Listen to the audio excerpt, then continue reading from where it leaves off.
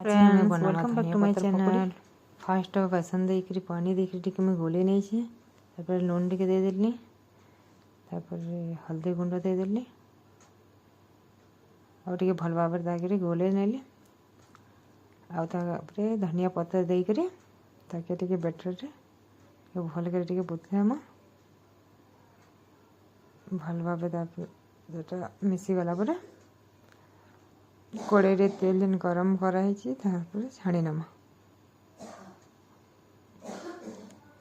तापर गोटे पर गोटे धनिया पत्र के सेंता करी बेटर रे देदमा आ छाणी नमा तो देखो केमती क्रिस्पी देखा जाउची तो खावा लगी बहुत भल लगसी आपण माने निश्चय घर ट्राए करंतु खांतु आ मते कमेंट करके निश्चय जणेबे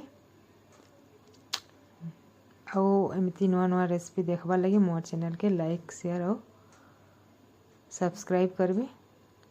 रहुचे नमस्कार।